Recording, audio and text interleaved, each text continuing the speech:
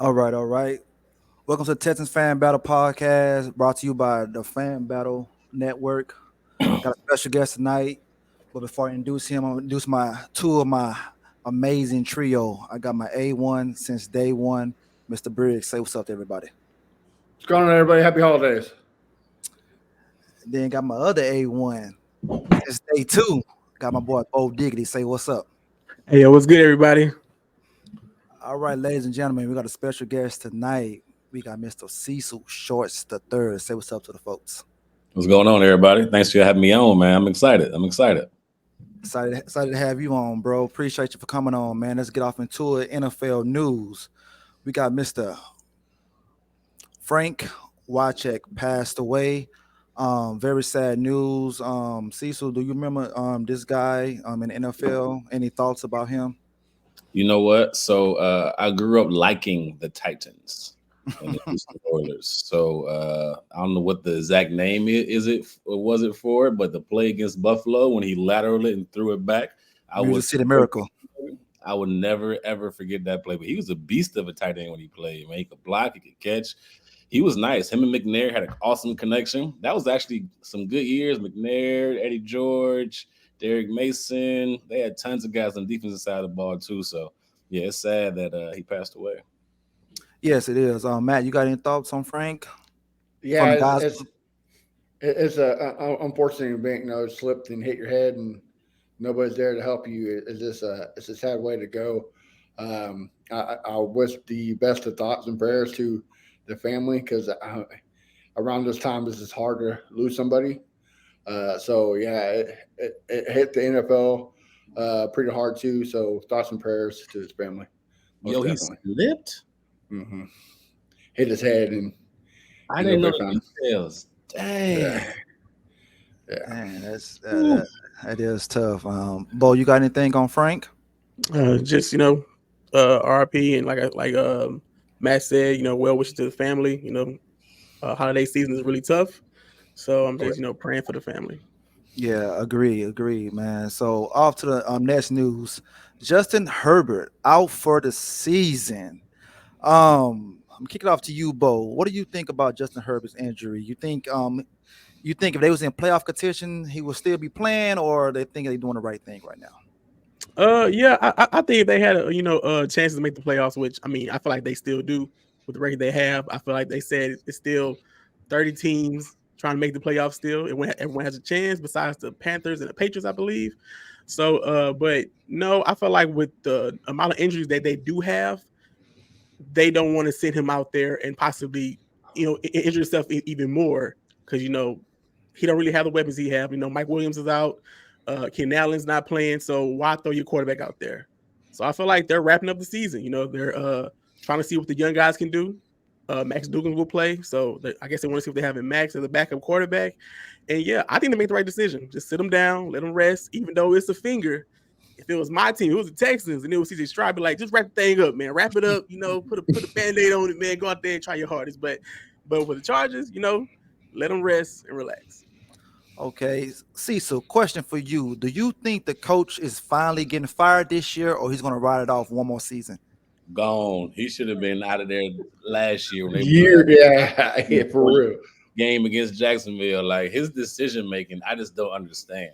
Like they would be a better team if he was not the coach, in my opinion. Like some of his decision making is ridiculous. I don't care what the analytics say. Like just do the wise thing, do the football smart thing. Don't get too deep into the analytics.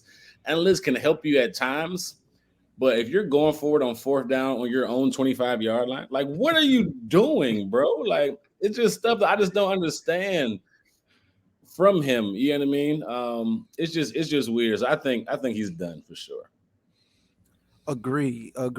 So Matt, this next NFL news, I'm saving this especially for you, since you stay in the sad state of Kansas City. What do you think of the Patrick Mahomes meltdown? Talk to me, brother. My thing is like all these fans are like, oh yeah, I lost all respect for him. I'm done with him, bro. You didn't lose respect. You already lost it. You just try and find a reason to hate the man, and now you found a reason to hate the man. Look, I love it. Like I would go against the curve. Like I love it. I want my quarterback fired up, you know. But the good thing is, the day after, he went on all the radio shows and said, "Hey, look, I apologize. I was wrong. I shouldn't act the way I should have, especially to Josh Allen. He didn't do nothing. You know, it's my fault. I should do better. I got kids looking up to me, so I should be better." See, to me, he won me over with that. Like all these people crying, like if that was your quarterback, you'd be acting the same way. So don't sit here and tell me that he's a crybaby because you'd be acting the same way he did on that play. So I'm pro Patrick Mahomes, but I hate the Chiefs. I hate Kansas City. So yeah, Okay, Cecil, let me ask you a question. Have you ever had a meltdown like that on the field? Uh, nah, he looked like a sixth grader at a at a little league football game. Like he was throwing a fit. Nah, I ain't never had that meltdown. I ain't cried before. I ain't got cussed out before. I ain't cussed somebody else out before. But to have a meltdown like that over a call, and I get it. I love the passion. Like I'm with Briggs. I love the passion. I love his how he plays the game. I did not like how he treated Josh Allen after. Like Josh had nothing to do with that. Like Josh won. Like at the end of the right. day, you can complain all you want about the refs. Like respect the man, respect the competitor, and then go complain. But you know that's part of it. You ain't gonna agree with everything. Agree. Bo, you got anything on Patrick, man? I loved it. I love every bit of it. I love seeing him cry on the sideline. I love seeing him being uncomfortable, being upset, showing his true colors.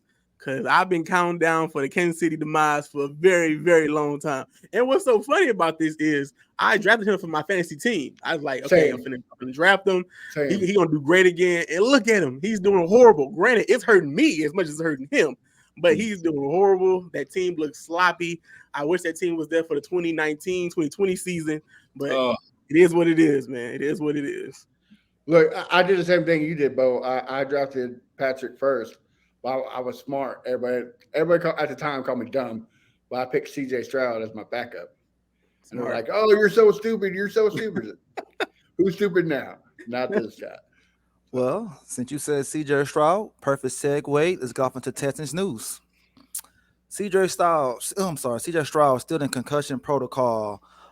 Cecil, let me ask you a question. If he gets cleared, do you want to see him on the field this Sunday, or you think he should wait another week?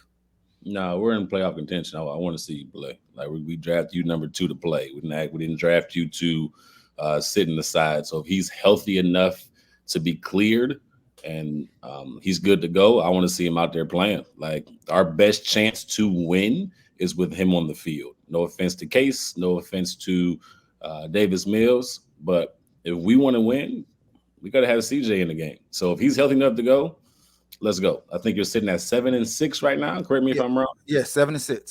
You probably are going to have to win out or go 3-1 and have some other teams lose for you to get in. So if you still are pursuing the playoffs, which I'm pretty sure we are, he needs to play if he's healthy enough. So that's just my opinion.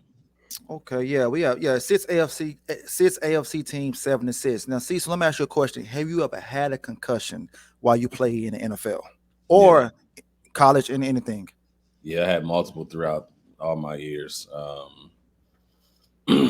and some were being honest, some were written up medically. Some I didn't report. Right? Hmm. Probably dumb on my part. I'm out there being busy, but that's just the love I have for the game. That's just me trying to go out there trying to win. Um, but a concussion is something serious, man. If you all had concussions, I'm assuming one way or another, like that's something you don't play with. That's your brain, and that's something that. Uh, Looking back now, it's like my son, he's in the seventh grade now, and he's playing. I'm like, hey, we're not playing until all your symptoms are gone. If you ever had that, if that ever comes up, right? We're gonna take that very seriously because that's nothing to play around with, man. Especially at that level, you're with grown men. They try and take Hmm. your head off each and every week, and that's just how it goes. So those situations when you mess with your brain is serious, and you gotta take it serious. But if he's available to play, my gosh, we gotta win this week. Like that's just what it Right. comes down to, right? So Okay, so you say we have to win this week. So Do you not think Davis Mills give us any shot to beat Tennessee this weekend? Did you watch Davis last year?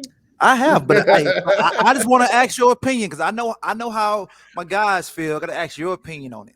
I'm gonna be honest. I'm gonna be honest. There's no offense to Davis, right?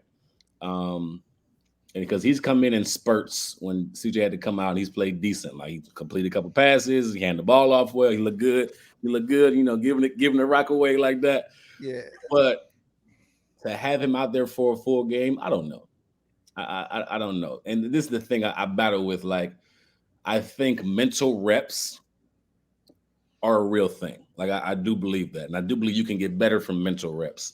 I do believe when you have a superstar in front of you, you can learn a lot from that particular guy as well, right? Even though he's younger, I do believe he can learn a lot from CJ. I think Bobby Sloag is probably the best play caller he's had since Davis has been in the league, right? But at the same time, we have a resume on Davis. We know what he can and he can't do. We've seen what he can and what he can't do. Right. And then thinking about our playmaker situation, I don't know if we'll have Dalton Schultz this week. I don't know if we'll have Nico Collins this week. Our run game has been empty the last 2 weeks. I would want somebody that has a little more experience, somebody that always is bring a spark with him, no matter when he played, no matter where he played. He's a gunslinger. Like he's gonna give us, to me, the best chance to win, and I think that's old head Case Keenum. That's just my opinion. Not knock on Davis. It's just if I need some, I'm probably leaning towards Case. Okay, that's fair. Bo, what do you think? If he's cleared, he play. Not cleared, don't play. I've Hold him been out. What you think? I've been fighting with this all since Monday. I was like, man, of course you want. Of course, the no brainer answer is if he's cleared, yes, you want to see CJ play. Also, I believe that this Titans defense isn't the Jets defense. That Jets defense was amazing. They played lights out. Granted, it was a rain game, but you don't look at the Titans defense as a Jets defense. So I feel like he won't be as under pressure as he was. And also, I believe Simmons isn't playing. So if CJ can go out there and go crazy, let him go out there and go crazy, man. Let him go out there uh and see what happens. At least see what happens in the first quarter. I'm not saying don't like just don't make him out completely. See what he can do. If he's cleared and he goes out there and you see the drives and he's performing like he normally does, roll with it. But if you see him make, it's kind of choppy, he looks a little uncomfortable, he can't really, dissect the plays, then take him off the field and let Case or Mills go and do it. Yeah, for sure. Okay, that's fair. Bridge, you got anything on that? Yeah, I mean, look, Cecil can probably contest to this. Like, CJ Stroud's going to want to play whatever happens. Like, if he's cleared, he's going to say, look at who was it against the Broncos when he got Yeah. hit, and right there he looked like he had concussion, and they took him off to the sideline. He's like, "Nah, man, let me play, let me play." I mean, it's just a competitor in CJ. So I love that, but again, just like they said, we've been saying all week, like we gotta look at the bigger picture.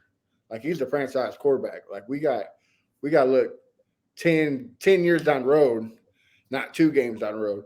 So I do want him to play, but the thing about Davis Mills from last year to this year is we don't got Pep Hamilton no more.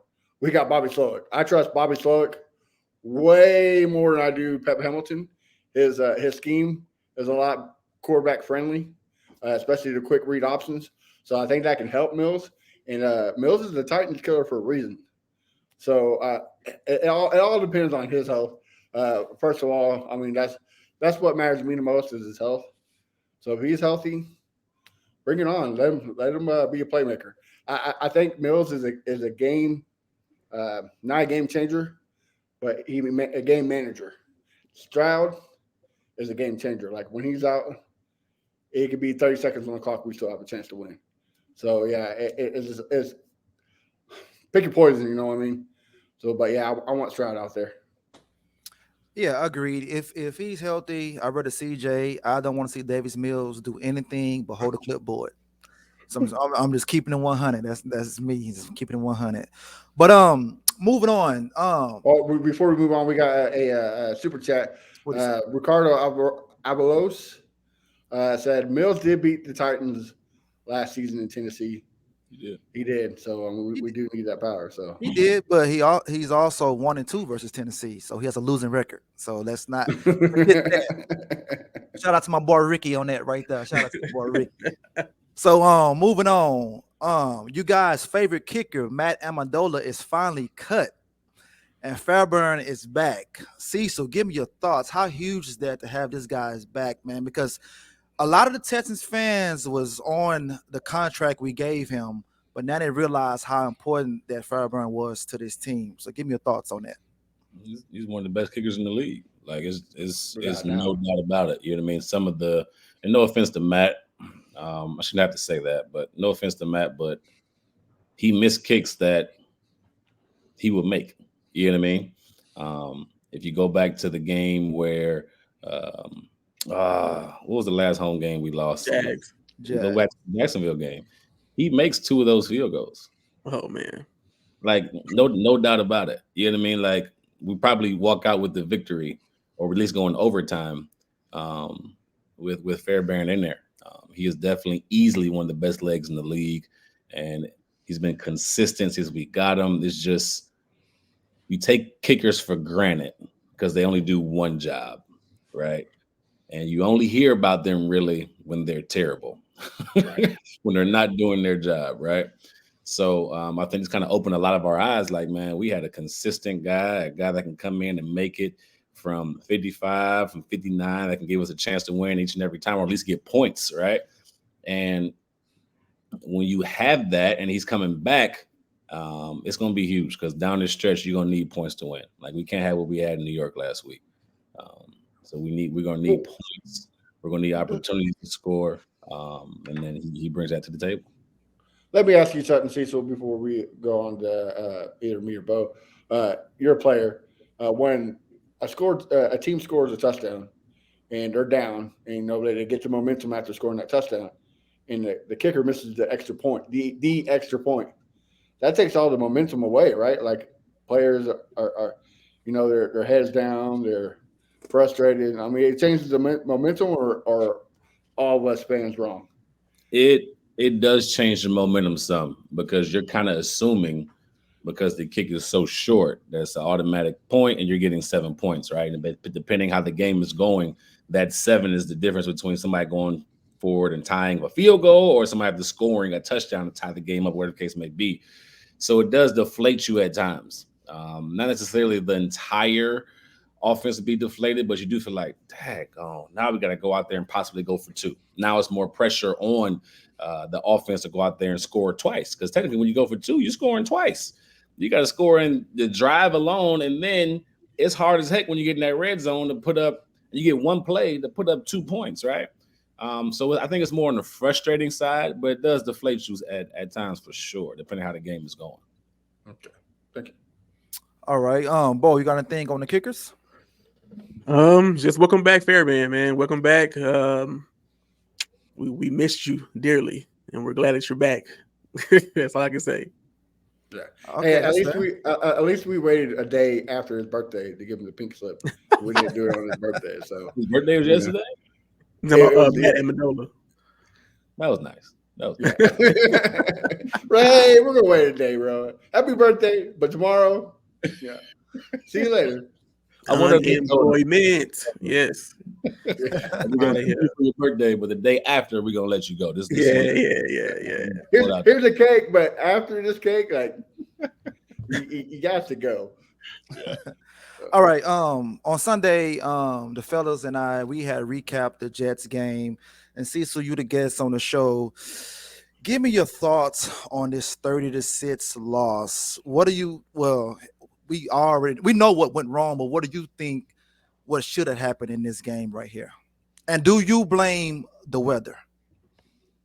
No, I'll never blame the weather. Like Good. the weather is a part of football, right? Weather is a part of the game. That's how you. We're blessed in Houston to have decent weather, to play in a dome if we wanted to. We could open it up if we need to, right?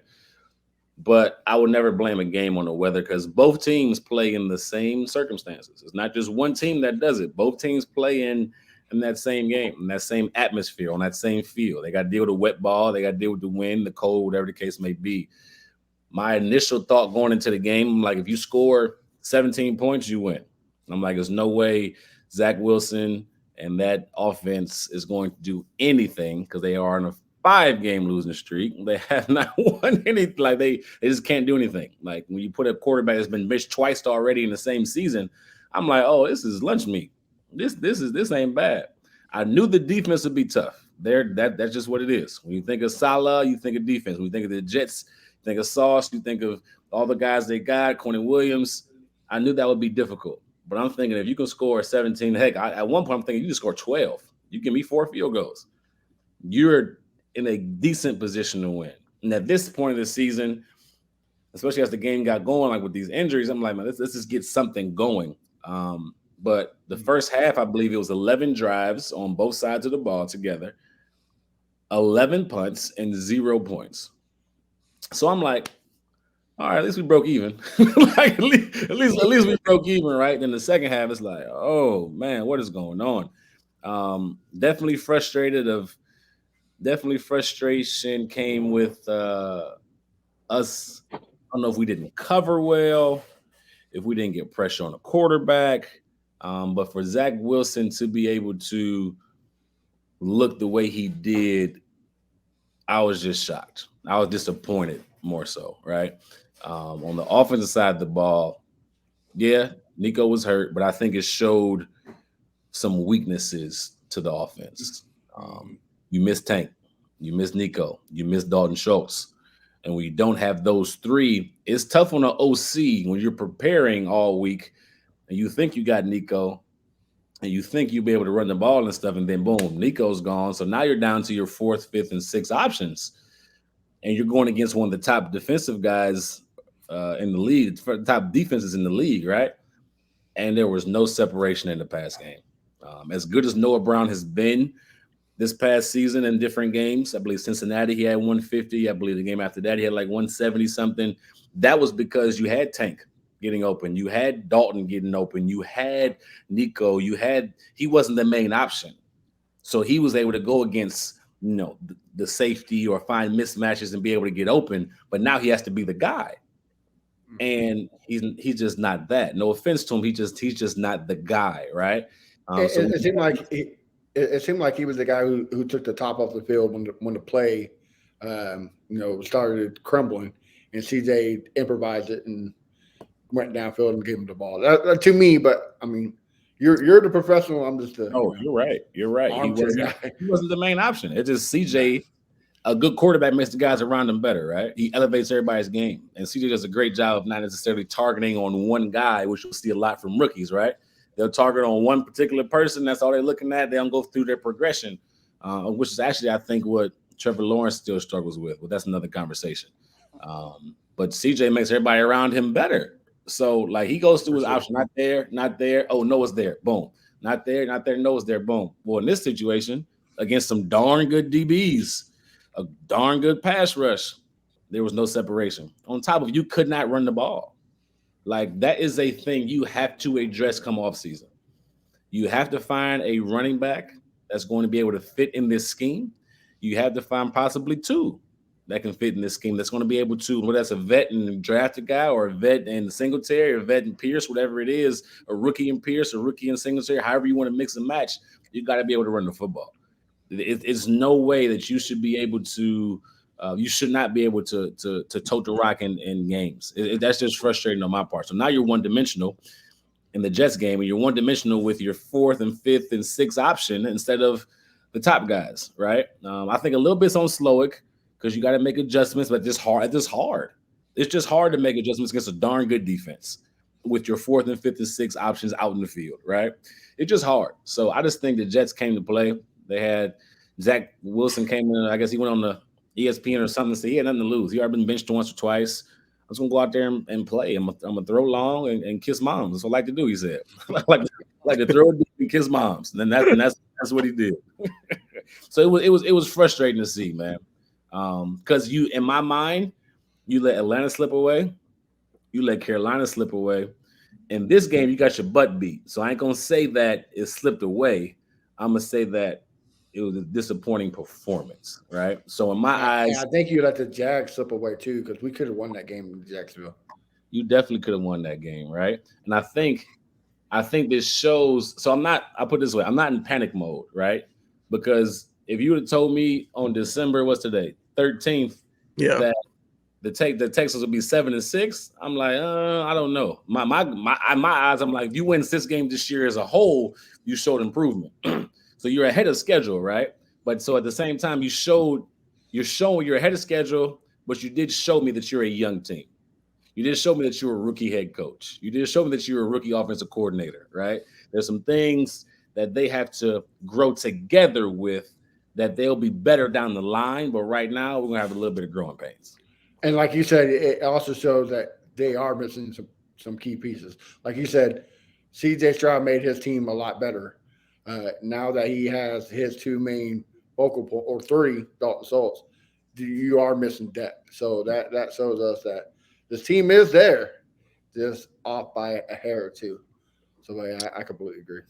Yeah, yeah. Well, like D'Amico said, the Texans need to get out of the Texans' way. So let's break down this Sunday game, Texans versus Tennessee. I'm gonna start off with you, Bo. This is the question that's been going on Texans Twitter. Do you care that the Titans is wearing the old Oilers colors? Ooh. uh, uh, do I care? Yeah, yeah. In a way, I do. You know what I mean? That's history. That's Houston's history. It's not Tennessee's history. Even though they did, move the team to Tennessee, I still feel like the majority of the time the jersey was played in Houston.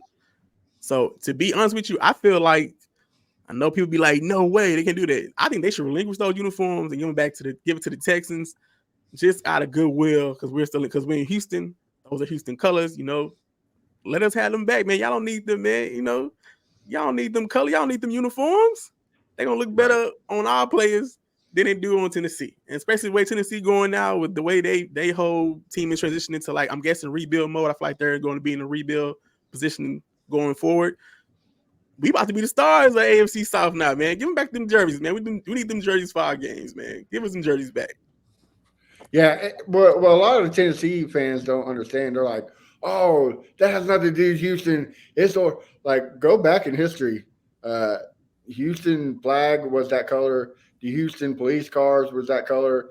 The mail where you wrote the mail numbers on the sidewalk was that color. Like Houston was that color way before the Oilers, Bud Adams, anybody came to town. So if Tennessee, I know a lot of them don't have that good of a culture. So if they want some Houston culture, we'd be gladly let y'all have it. Like if you want to rep Houston. We get it. Exactly. Right, Because but I like. like Bo said, their new persona is Mayo. So like those those Just uniforms keep they got Hellsman. now. That's for y'all. Y'all got Right, Hellsman now. Y'all just right, put yeah, Hellsman in your coffee like your quarterback do, and give us back our colors, man. That's all I'm saying, man. right. That's Yeah, all I'm the, saying. the, the color scheme they got matches Hellman's, matches Miracle Whip. Like, bro, you're good. You're set. Like, leave the Oilers alone. Give our culture back. Plain and simple. Cecil, what do you think about those uniforms, bro? First of all, they fire. Fire. Right, right. This comment is correct, bro. For real. Fire. Um, and I think, you know what? I just think it belongs in Houston. Like, you were the Houston Oilers. You mentioned Briggs. I like the history behind it. Um, and that history is in the city of Houston. It's not in the city of Nashville, right? So when you look at the deep meaning behind the color, I just feel like that color should stay in the city. And I think it would make a lot of Houston Oiler fans or Houston Texan fans or just people of the city of Houston, they would appreciate that. One thing I learned about Houston when I moved here in 2015, like, you people that are from here, they love it. They appreciate it. They love the history of Houston sports, of Houston culture.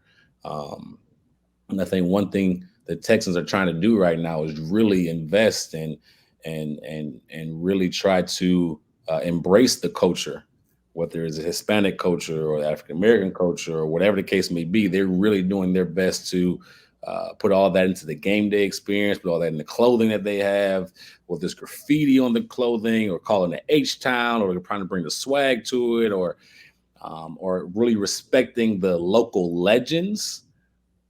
Just to bring that color back would be like mind-boggling to the city of Houston, and it'll just add more excitement to whatever already the excitement that's going on right now in the city with when it comes to the Texans. So it'll just bring more hype and more love, man. So I truly think it should be here. And they're Before petty. They're super petty for not letting Houston keep it. Extremely. well, Super I'm petty. glad you said that because Josh, a Jaguars fan, says Titans only wear the Oilers unis to be straight disrespectful. That's good. They don't really colors. So here's we got another comment. I want to get your opinion on Cecil. How do you feel about J.J. Watt suggesting the uniforms be a rival trophy? The winner of the last game gets to wear them the next time they play. Creative. I like it. It'll be fun. I think it'll make the game fun, but it still belongs in Houston. Right. That's just Right. what it is, right? So I At the don't end of know the if day. I agree with fighting for something that's already Houston's. Right. We're like, to me, that's like, okay, giving in to we'll let you guys wear it. No, like fight for what's yours. Like that should be here. Let's make sure it's here. Or figure out a different way to call it, a different name, and there's a tons of colors out there. You can call it, H Town blue, or you can call it, I don't know, sky blue, whatever you want to do it. Figure out a different color that's just blue. a bit darker or a tad bit lighter, and put Yeah. it in uniforms, and then wear it against Tennessee, Yeah. and let them be upset about it. So I will say I do find it a little off that the University of Houston wore somewhat similar uniforms a game against, I think it was UTSA. Yeah, they were fire, straight fire. And then the day after the Titans wore the Oilers uniform for the first time in the season, they send a letter to the Houston Cougars saying you can't wear that no more. Like, bro, what are they doing to you? Like, you are being petty, bro. Yeah, straight up. Like, bro, come on, man. Like, get off of it. It makes the game more exciting, in my opinion. it Like, does. I'm glad Andre Johnson beat the snot out of Courtney Oh, Perry for that one. That was legendary, and I think We too. thank you for that. I think too, after a loss, like you take in, so there's a schedule of games, right, in the NFL, and naturally, a player or a coach or even fans, right, they get into, okay, oh, Monday night game, let's circle that game. I'm excited for that game. Sunday night game, oh, rivalry, we playing Jacksonville in Jacksonville. Okay, I'm excited for that game, or whatever the case may be. Then there's some games like you don't really care about because it's boring or it's just a normal game, right? It's something that's not exciting for. And when you're a head coach, you have to find ways to always get your guys engaged. Because 17, I guess now it's 18-week season. Used to be 17. But with the longer season, or even when it was before, like you got to keep guys engaged and keep them motivated. So this is a great way to find a creative way to keep the guys motivated and into the game, right? And into, to me, it can take your mind off the Jets. All right, let's focus on here because of the history, right? You can even, D'Amico can do whatever, but he can go creatively. Like, hey, when I played here, this is what it meant to beat Tennessee. This is what it meant to wear that Oiler blue. This is what it really meant to the city of Houston. So we're not just playing for ourselves. We're really playing to represent Houston in a different way, right? So just finding ways to be creative because it's going to be tough. Like division games are tough. You play them twice a year. They know you, you know them, right? It's just going to be a tough matchup regardless. So to find that extra motivation, if it comes to colors, whatever the case may be, use that to help you get over the hump and get this W. Yeah. No doubt. I remember, people painting their face and everything, and that was a thing to do back in the day. They made the song.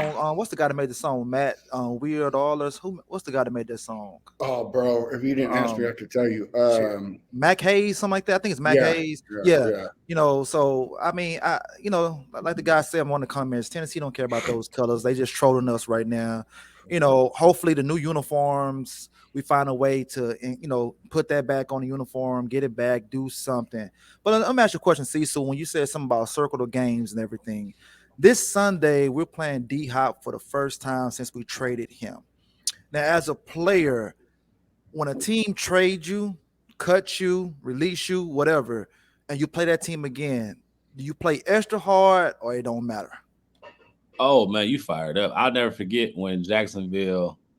So I played 4 years in Jacksonville, and then when Jacksonville called me into the office and said, "Hey, we're not going to bring you back. We're not going to re-sign you to a contract." I said, "Okay," and then I ended up finding I'm going to Houston. Oh man, listen, they what? I was red Two because times. the competitiveness come out of you, right? For a few reasons. You know all the guys, you know the coaches. I was in that organization for 4 years, right? So it's like being in college or being in high school, like being somewhere for 4 years. You know the ins and outs, you know the city, you appreciate everything they've done for you, but at the same time, they let you go. At the same time, they didn't think enough of me to keep me around. So I'm like, oh, I got something to prove to y'all. Like I'm trying to go nuts. I'm trying to kick y'all butt. I'm trying to win. I'm trying to do A, B, and C. And then playing at that place is different too. I think it's cool in the NFL. Like you get to play against your former team, but when you are in the same division, you get them twice. So you get to play at the place you used to live and be there in front of their fans. So they're gonna be booing and saying, whatever they say, and then you get to beat them. You get to play them again and have that fun there. So it's definitely something you get amped up for. It's definitely something you're excited about. It's definitely something that helps you get motivated for the game. And like I said, like when you play that long season, about 40% of the games you're pumped up, excited about. There's a 20 to 30% that you're not excited about. Like that's just honest. Like, all right, we got the Jets this week. Like it's our job. Like we're gonna go out there and you trying to win, but you're not gonna be excited about that like you would be if you're playing opening day, or you would be if you're playing the red hot whoever, right? If you're playing, say, the Ravens, you would be more amped up. Just you don't got to do too much. Oh, 10-3 Ravens coming to town. We got to be ready to go. So yeah, man. Anytime you play a former team, Hop gonna be ready to go. And y'all know Hop. He gonna be petty. Mhm. He gonna have something in his bag. He gonna come out and be ready to go. And he gonna try to Yeah. show out. He gonna try to I don't, show. I, I don't want to see none of this. I don't want to see none of that. I don't want to see none of that. I don't want to see none of that come this weekend. I don't want to see none of that in the end zone. Yeah, I love D Hop's mama. I'm horrible that what she went through, but she ain't getting no game balls, like none. Like no, nope, nope. I don't want to see it. So All right, all right. So let's get to game predictions. Bo, I'm gonna kick it off with you. You Yeah. think we get the dub, we get the L, and give me your score. I need the Titans to start tanking. So we get the dub. Last week against the Jets, I said 26-13. I don't know why I thought we was gonna score 26 points against that defense. I must have just been feeling good after that Broncos win. So I'm gonna go. Let me see. Texans. Oh, are we doing scores now or just a prediction? We're doing both. Okay. Score. I'm gonna do Texans 13, Tennessee 7. Yeah. I'm gonna 13. keep it low Okay. scoring. Matt, what you got? yeah, I think Davis Mills plays. I don't think it's a huge performance by him. I think it's like it was last time, 180 yards, a touchdown, interception. I think we get the run game going. Finally, quit trying to force feed Damian Pierce and give it to Singletary, and we win 17-10 All right. Cecil, what you got? Oh, on the spot. yeah, this is tough. I do believe the Texans win, right? I do believe they win. I think the score may vary depending on obviously who plays, right? Right. So let's say this. I'm gonna go 20-13 Texans win. 20-13 Texans win. I think it'll be a tough game. I think D Hop does score. I think I think off the Titans win, was it Monday night? Yeah, Mhm. Monday Yeah, night. Monday night. I think Levis is feeling himself. I do. I think he got some talent, honestly. I do. Which is not a good thing for us.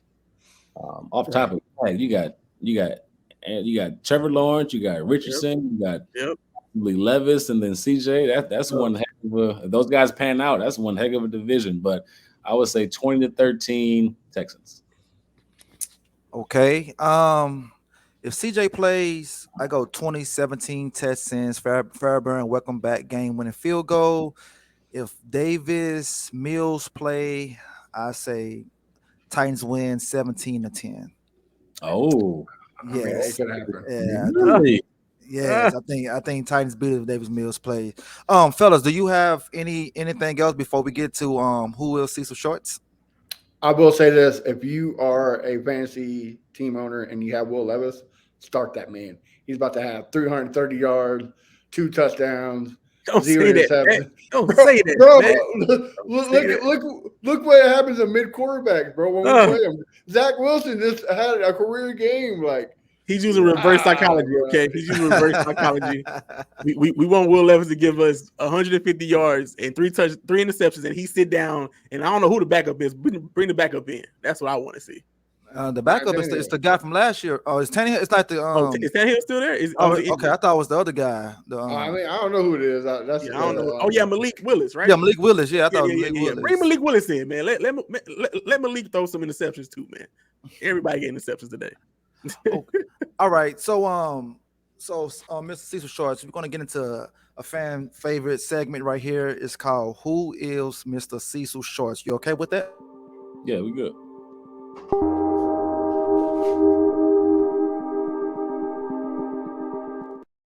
All right. I'm gonna kick it off. I have two questions for you. You laughing at the picture?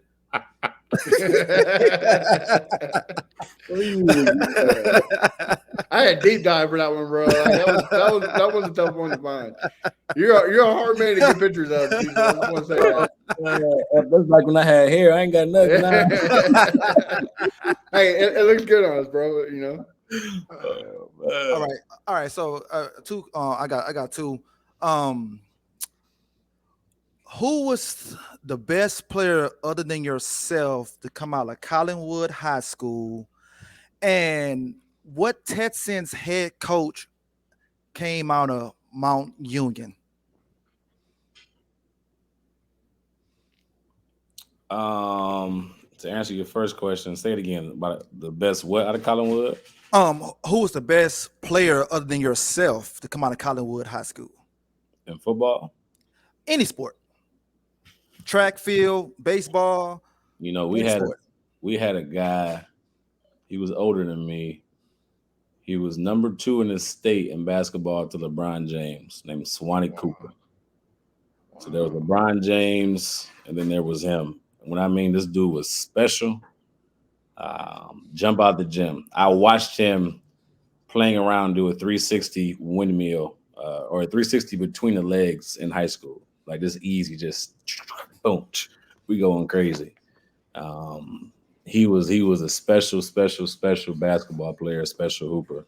We actually had some really talented, like, so my school was known for like girls track and field. We won, I don't know, 4 or 5 state titles in a row at the highest division in Ohio. So we had girls like Joyce Smith, Sabrina Parr. I can go on and on. We had tons of young ladies that were Brandy Taylor, that were just phenomenal at track and field. Who else? Football wise, you got guys like Bernard Russ, older than me. I believe he went to West Virginia, played a little bit in the league, about 5, no, maybe like 7, 8 years in the league at linebacker. I think he came out like in the 90s. My uncle, Danny Shorts, was special at quarterback, wore number 10. That's why I wore number 10. So there, Didn't you play a little quarterback as well? I played quarterback my whole life until my second, and really I played kind of quarterback my whole career in college, but I was to my second year in college, they made me switch over like full time to quarterback. That's another story. So to answer that question, yeah, we had tons of people, man. I'm forgetting some, but there was tons of people. Andre Evans, he was a superstar track football guy. A guy named Curtis Terry went to Ohio State. We had tons of guys, man, that were just special athletes. So I'm blessed to, like, you know how high school is. They kind of argue all the time who was the best athlete to come out. I'm like, I never mentioned my name. It's tons of people that were special coming out of Collinwood. And then you said, we had a question? Like who Yeah, else? yeah. The question, yeah, yeah. Who was the Texans head coach to come out of Mount Union? Was he with Green Bay at one point? I believe he did. I believe he was with Green Bay. I believe so. Older gentleman. Older gentleman. His name is slipping my mind, but he been in the league. He was in the league for a while. He was actually roommates with my head coach at Mount Union when he was there, Larry Karras. But dang, what's his name? Hold on.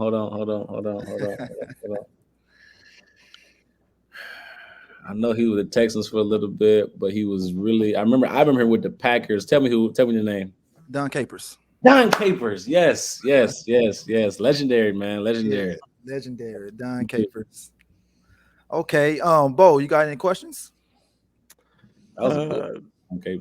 That's segment. I had questions about the game, but we asked about Cecil. I guess I got one off the top of it. Hey, I'm here for it. Yeah, I got you. When did you know? Because going through your high school playing and going to college, did you for sure know you was going to the NFL, or was it kind of maybe not? That's a good question. So I went to a Division III school for college. That don't happen often. So I was kind of disappointed because I felt like I let my family down. I didn't get a Division I scholarship. I kind of felt like I was a failure a little bit, but I was motivated. And I was motivated to just kind of prove the people right that believed in me, that could be something special.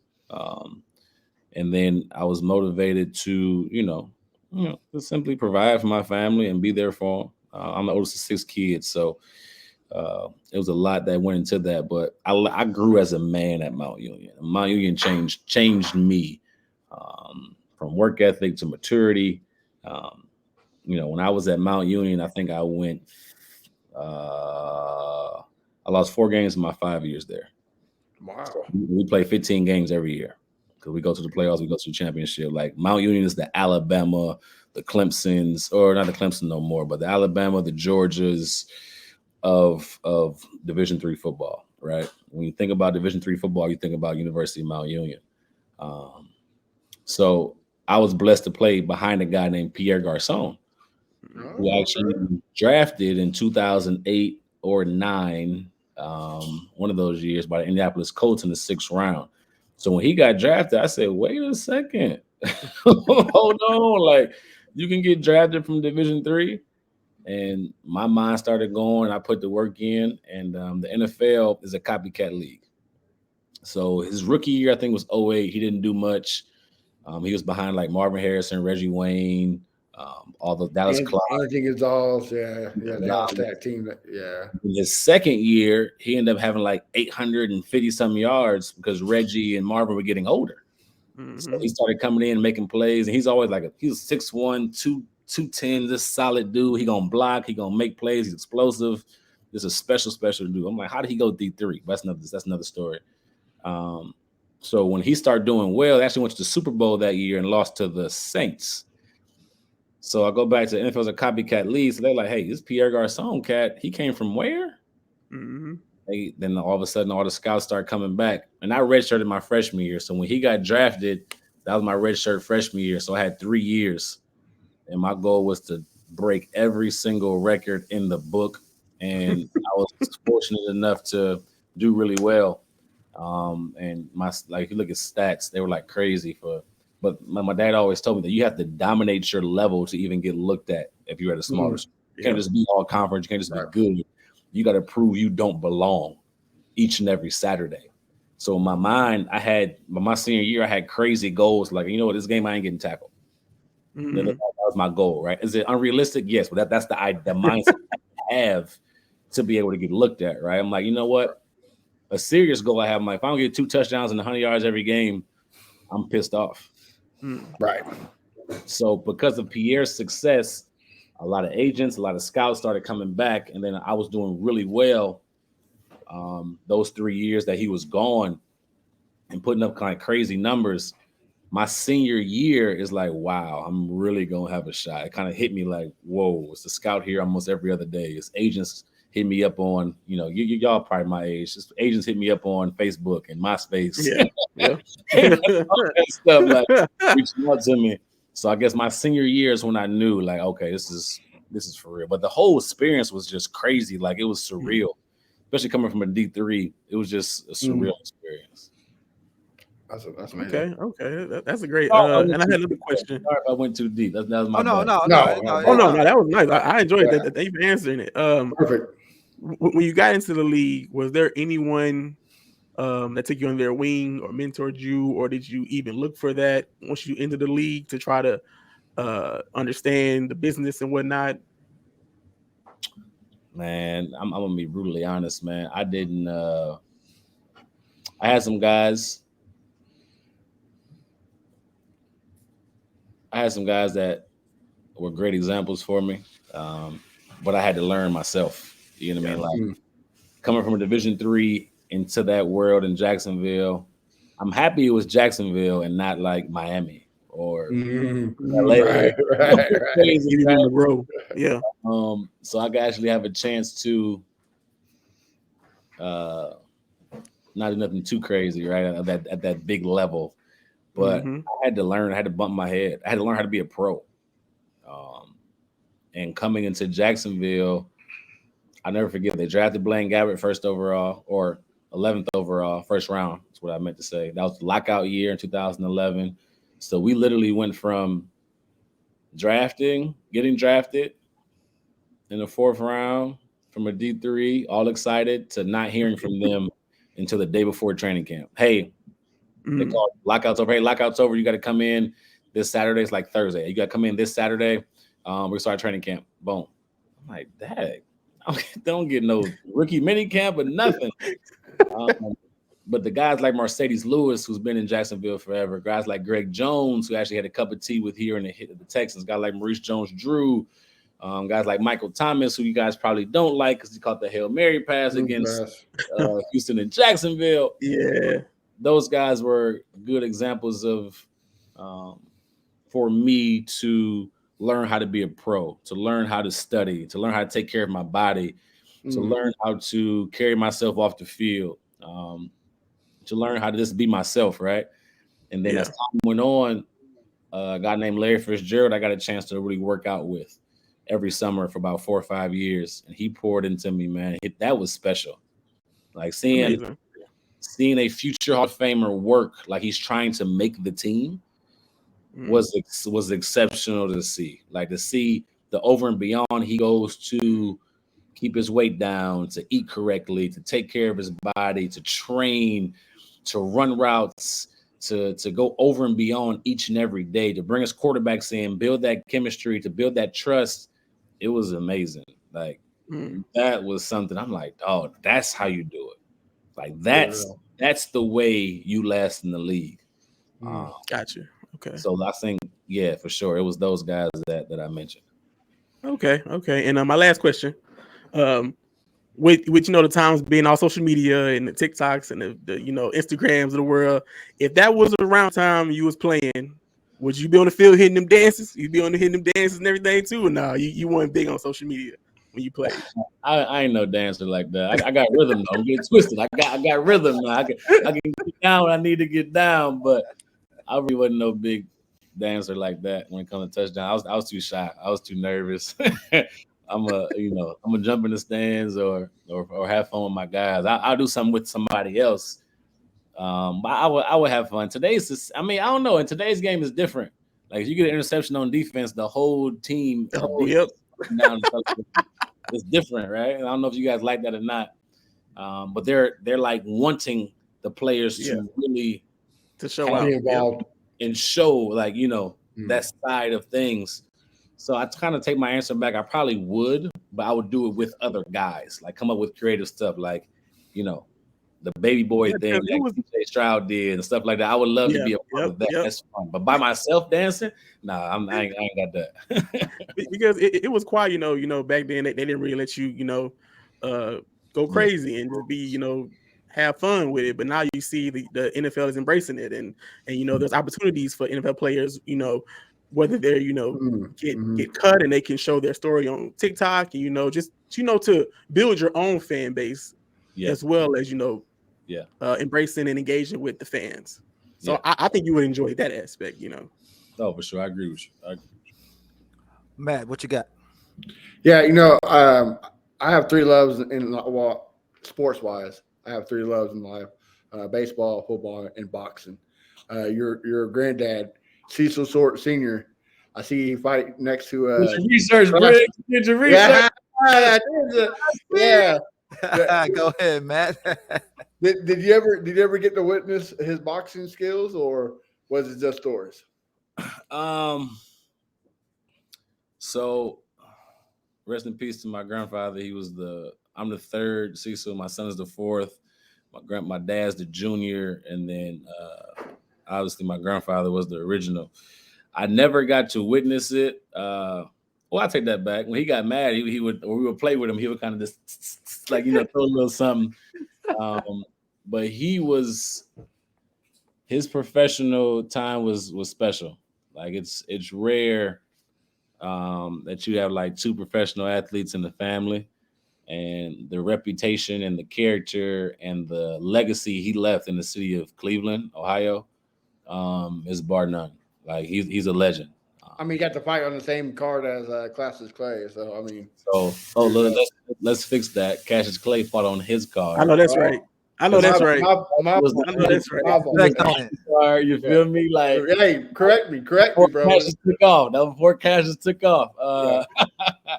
But no, he was awesome, man. It was amazing just to share his name, to honor him and everything I do. That's You know what I awesome. mean? So awesome. I never got the chance to see. I'm still looking for like live boxing matches of his. If I could get that, my dad would probably cry unlimited tears. Right? We can't find like live footage of him. Maybe my dad has some like black and white film, but we haven't seen as a family live footage of him in a boxing ring. We only seen pictures here and there. It's not many pictures. So it's just special to hold his name, man. Nothing. And I love boxing now because of him. I love boxing. Like Floyd was my guy. Like I still watch boxing to this day. And try to stay up to it. So yeah, it's pretty cool. You did your research. Hey, like I said, I love boxing. So when I saw that, I was like, oh, bet. So I got another question. As you can see, we've been having Josh Allen from the Jacksonville fan base commenting a lot. We have a debate. He says that Houston rap is trash. Is he wrong? And tell me why he is wrong. Oh, he's definitely wrong. So I'm from Cleveland, Ohio, and we was trying to swing, open the door, listen to Chop and Screw. Like we were doing The it all, 64 and all of it, huh? like everything. So they made an impact on us from Houston, and I didn't even realize it until I got here in Houston. Like, yo, like this is it. So now I mean they tripping. Like Houston rappers legendary. Like they Bun B, like everybody, Zero, everybody, man. It's all legendary. Like these guys are, and one thing I love about it, they're like beloved in the city. Like they are extremely loved in the city.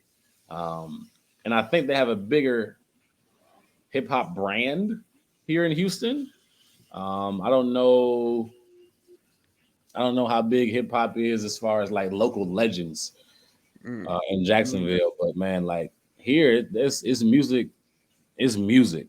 It's big time music heavy, especially in the hip hop world. So no, he wrong about that. He tripping. And then he's wrong again. He said, "Well, I mean, when Cleveland is the base of your level, of course, Houston rap is an improvement." He must not know about Bone Thugs. I mean, And tell Josh to go kick rocks with his shoes on. I was messing with you, Josh. I'm just messing with you, man. I'm just messing with you. Okay. I got one more. So, I'm at every home game, and I see you on the field. You do your thing. I like how you help the fans, trying to get the question right and everything on the board. I like how you do that. How did that come about? Did the Texans ask you, or you asked them? How did that come about? You know what? So it's actually a good question.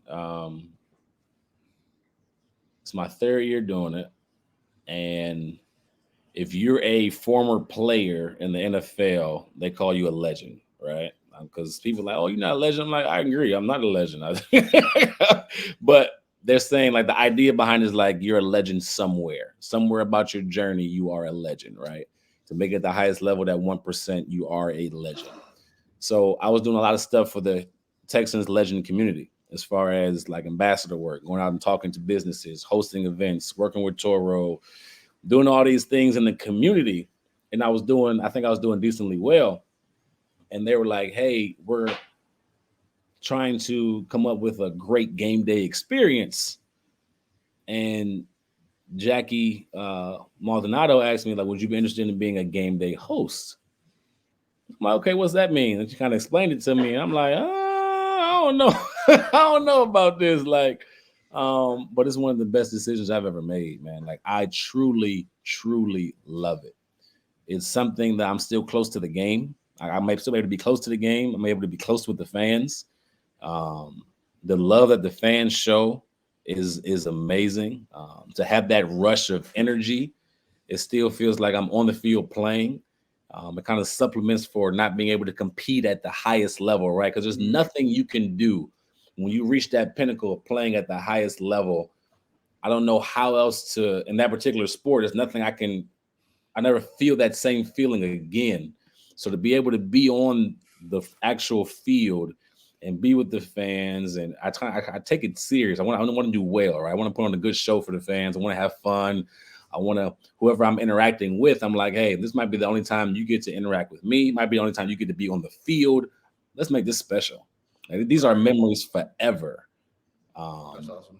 So for me, it's like, cool. Let's make this fun. And then this year, they stepped it up a notch. They brought Keisha Nicole in from 97.9 The Box, and she's amazing. Not just a beautiful face, but she's an amazing person. She understands the audience. She talks extremely well. She relates to them. She knows everybody in the entire world. I promise you. She literally knows every single person that's ever lived through her radio connection. She's just amazing. Does a great job. Then you got the DJs, DJ BZ and DJ Trill, who bring the energy to the stadium. They up there going crazy with the music, and you can feel the different energy and the vibes there. So for me, it's a way to continue to give back to the Houston community. It's a way for me to be close to the game. It's a way for me to build relationships with the people I'm working with. And grow the fan base. I mean, once you get a fan on there, I mean, they're a fan for life, bro. You're once you get a fan, you're a fan. That's one thing about Houston. They loyal, man. Like, through the good and the bad, they're loyal. Tell me When about something's it. going on in the building, they were loyal, right? They may be upset and mad, but that's the passion because they care, right? And you got to respect that. But and what makes it easier for us too, because when I first started 3 years ago, Texans weren't that good, but now with them being good and having CJ and Will and Tank and Nico and all these guys, Jalen and Stingley making plays, when you have this excitement on the field and they're in the playoff hunt and they're winning, they're already coming in the building excited. So now our job is a little bit easier because now they're like, hey, we love the Texans now. Okay, let's fall in love with our goal is to help them fall in love with the game day entertainment to make this Sunday even more special, right? So it's a unique opportunity. I'm glad it came my way, and the people I work with are amazing, man. They truly are. That's what's up, man. I mean, like, my favorite is when we doing the hamburger game, the Whataburger game, and you be running back and forth, back and forth, back and forth, man. Like the energy is live, bro. The energy is live, man. But Appreciate it. why do you think the fans can't get to their seats on time for kickoff? What is the reason right there? Y'all tailgate too good. The tailgating is so good, bro. Like, think about the tailgating is so dynamic. It's fantastic. It's outstanding. Whatever adjective you want to use, right? It's amazing out there. Like, seriously, it's amazing. The food. There's one thing about Houston now. Houston gonna feed you. Like, Houston You don't eat. go to Kansas City. We some fat boys, yeah. We some fat boys in Houston. Kansas City, but Houston, like, they gonna eat good. Yeah. So I get it. It's a party outside. I think the challenge for the organization is to find a way to bring that party inside, right? Yeah. And that's going to be a challenge. I know I seen like Larry and Stafford coming out trying to get people to come, and other people like trying to get people to come out early. And that's the thing, because the players truly feed off of the fans. Like that's a real thing. Like a home field advantage is a real thing. So the sooner that the fans can get in there and start turning up and get the excitement going, is going to hype the players up even more than where they already are. Like that, it's amazing. Fourth quarter, the last 3 home games, how loud it was, like how intense it was. Crenshaw, you put out something like, "Hey, this is the loudest I've seen since A, B, and C, right? Since this year." Like it's fourth quarter, we're turning up. The thing is, we got to get that going in the first quarter or before halftime. We got to get this going earlier, right? So the Texans had to find creative ways to get them inside, to really, and I think comes down to the fans. Like, okay, let's make sure we get in there, kind of being intentional. But it's hard, bro. Like tailgating at a Texans game is amazing. Like it's the noon games. Maybe get more afternoon, like 3 o'clock games. Then we'll wake up and be more lively. But Houston, we move slow. We a slow city, so we're late to everything. Noon. That's kind of early for Houston. Shot this screw getting in the building. We slow down. But you made a good point. Like, so next year, I'm assuming you'll have a Monday night. You'll have some Sunday nights. You'll have some Thursday night games, right? You'll have some primetime games. Those games will be live. Amazing. It's later in the day, right? You even probably have some 3 o'clock games, possibly. It all depends on the ratings, but somebody made a good point. Traffic doesn't help. Traffic, yeah, buddy. That's a good point. Traffic doesn't help. And now I will say this about traffic. I come all the way from Magnolia. That's right there where the Woodlands at. And I get there on times. And my wife is slow when she's getting ready. So hold him accountable then, Crenshaw. Hold him accountable. I'm just saying, bro. I'm just saying. Hold him accountable, man. So fellas, you have any more thing for Cecil before we end the show? Sam, she's she's the owner of or co-owner of our network. She wanted me to ask you a question. Let me find her here. She said, "Who is your favorite team?" And why? Well, here you go. I'll let her ask you for you. Here you go, Sam. You're on mute. Still can't hear you. See, look. You bring a Jaguars fan on the show, and automatically goes to hell. What's up, Sam? There we go. I had my settings wrong. About time. I was trying to be incognito because Matt wouldn't ask my question. That's why I got my shades on. Look, we're having a good time. I can't just stop this going. I've been trying to ask the question: what was your favorite team to play for, and why was it the Jaguars? But oh, you answered it for me. Yeah, your favorite team to play for was the Jaguars. You can tell her. You can tell her she's wrong. You can tell her it's the Texans. We get it. I would say my favorite team to play for. Jacksonville was tough because I was there for so long. I was there for 4 years, so I fell in love with the city. I fell in love with. I actually thought I was going to live in Jacksonville, even though I signed with Houston. Like I bought a home in Jacksonville, and funny story, I bought a home in Jacksonville right after I signed with Houston. I'm like, in the off season, we'll just come back here. This will be our forever home. This will be cool. We love Jacksonville. It's like a big, huge town, right? We can be somewhere by ourselves. Nobody bother us. And then my wife was pregnant with a third child, and she came down for a preseason game, and she never went home. Yeah. She never went home. But that's tough, Sam. That's tough. My favorite team to play for. I think I'm not gonna answer that question, but there's pros and cons. Trick question. It's a trick question. Pros and cons to each organization. Well, I will say that we miss you, and also Josh is wrong. The second best Josh Allen, the one commenting, is wrong. Jacksonville does not have hip hop culture. We have Little Duval and Quad City DJs. That's it. There you go. Houston rap is legit, and I will say that, and I'm from Jacksonville. That's why we play it in our stadium. Sorry, not sorry. It is what it is. But we miss you. With that, miss y'all too. Much love. I'm out. Duval. Duval, that's pretty cool. Okay. Thank you for that, Sam, for popping on. But so like, Don't thank her for that. Don't hey thank her man, for hey, that. anytime you see Sam, it's always a good thing. But Bo, anything before we end the show? Yeah, I have one question about the game this Sunday. Who do you expect to have a more impact on the game? Do you expect the defense or the offense for the Texans? I think the defense is going to step up. I think they were embarrassed last week. I think D'Amico, being a defensive minded guy, is going to be get those guys fired up and ready to go. So I expect the defense to be lights out on Sunday. I'm just going to be honest with you. When you let Zach Wilson, a guy that's been benched twice, the guy that has proven over and over again that he is not capable of being a legit starter, and he tears you apart, and all in the second half. Mm. They put 30 points on you in one half.